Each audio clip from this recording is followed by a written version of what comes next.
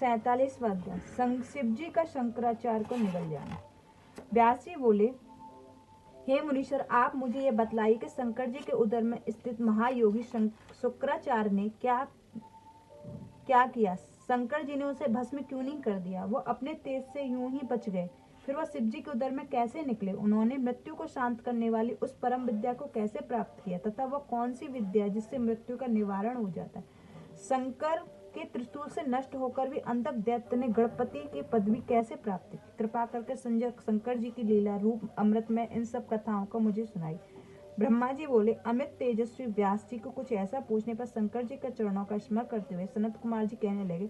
सनत कुमार जी बोले, हे व्यास जी, यह तो शंकर जी का प्रभाव था जो अत्यंत बलशाली दैत्यों के आगे देवताओं की विजय हुई। अंधक का कोई साधारण दैत्य नहीं था।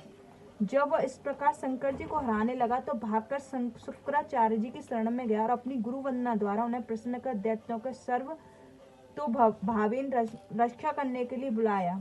शुक्राचार्य ने आकर विद्वेष का स्मरण कर मरे हुए दैत्यों पर विद्या का प्रयोग किया। उसकी आवृत्ति करते हुए दैत्य दानव अस्त्र शस्त्र ले सोते हुए की भांति एक साथ उठ खड़े हुए। दैत्य सेना में जान आ गई। वे शिव नंदी के आदि गणों को भीषण युद्ध करने लगे। यह देख शिव जी के गढ़ थर्रा उठे और नंदी जाकर शुक्र के आगमन और उनकी विद्या के प्रयोग से शिव जी से कहकर अपनी व्याकुलता प्रकट की। उसे सुन शिव जी हंसने लगे। उन्होंने पुनः नंदी से कहा, घबराओ नहीं, मेरी आज्ञा है कि तुम अभी जाकर शुक्राचार्य को वैसे ही झपट कर शीघ्र मेरे पास पकड़ ले आओ, जैसे बाज लवा पक्षी को पकड़ लेता है।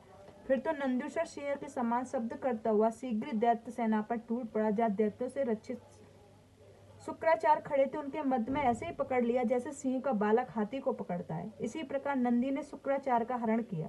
वस्त्रों अस्त्रों आभूषणों सहित शुक्र को दैत्यों को नंदी से छुड़ाने की बड़ी चेष्टा की, किंतु छुड़ा न सके। गणेश्वर नंदी अपने मुख्य अग्नि के दैत्यों को सैकड़ों शस्त्रों को जलाकर शत्रु पक्ष को व्याकुल करते हुए शिव जी के समीप लाया। शिव जी ने उच्च स्वर से हाहाकार करते हुए शुक्र को फल के समान ही अपने मुख में रख लिया।